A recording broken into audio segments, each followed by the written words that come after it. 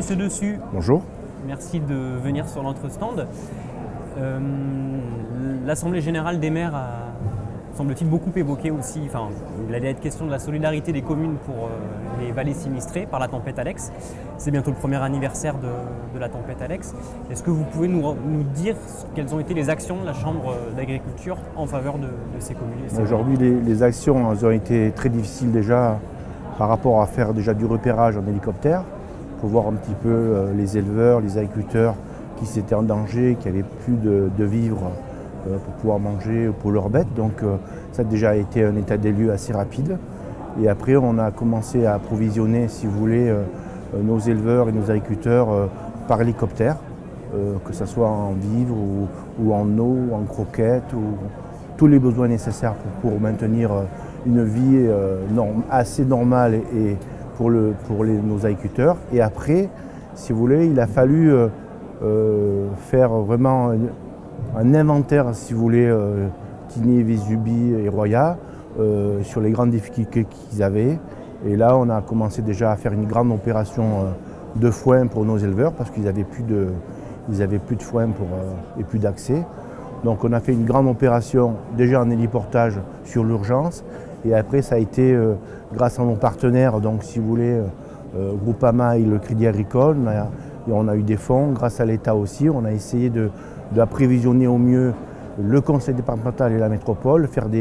On a pratiquement récolté 400 tonnes de foin qui ont été, si vous voulez, mis à disposition sur le mine de Nice. Et après, ça a été, si vous voulez, transporté par Fort 06, la métropole, pour essayer si vous voulez, de répondre aux besoins du monde agricole. Ça a été une opération, si vous voulez, assez difficile, assez émotive, parce qu'on a bien vu qu'aujourd'hui, il y avait beaucoup de personnes en détresse. Il y avait un désarroi total. Il y en a qui ont perdu leur maison, leur bâtiment d'élevage, leurs bêtes. Il y a eu un décès, un éleveur qui est décédé dans la Roya.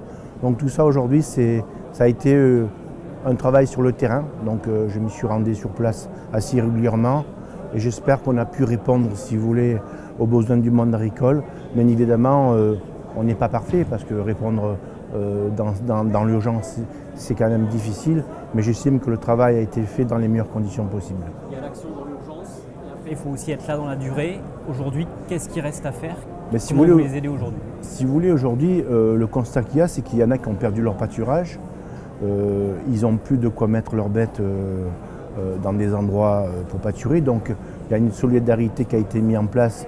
Il y en a qui sont partis de la Roya, qui sont allés dans le Var pour essayer de reconstruire leurs bâtiments.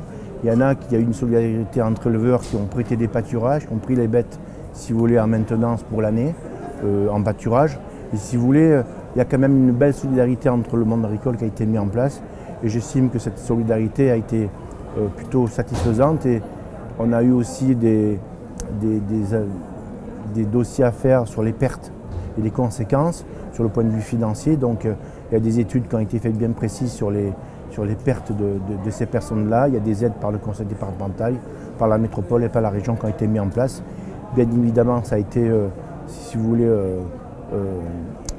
les dossiers ont été vus par le syndicat qui est la FDSEA et la Chambre d'agriculture pour essayer de répondre au mieux aux besoins du monde agricole. Est-ce qu'il y a encore aujourd'hui des agriculteurs dans une grande détresse? Si vous voulez, aujourd'hui, oui, il y a des agriculteurs qui sont en détresse. J'ai eu encore hier un éleveur dans la Roya où il veut reconstruire son bâtiment et il est contraint sur les sphères réglementaires. Donc aujourd'hui, c'est pas simple de reconstruire quand on a tout perdu. Il y a des zones rouges, il y a des zones où il y a des études à faire. C'est coûteux, ça prend du temps. Et là aussi, j'estime qu'aujourd'hui, la forme administrative est encore un peu trop lourde pour moi. Et c'est vrai qu'il faut essayer de réguler tout ça pour que nos éleveurs s'installent dans les meilleures conditions possibles. Merci. Merci à vous.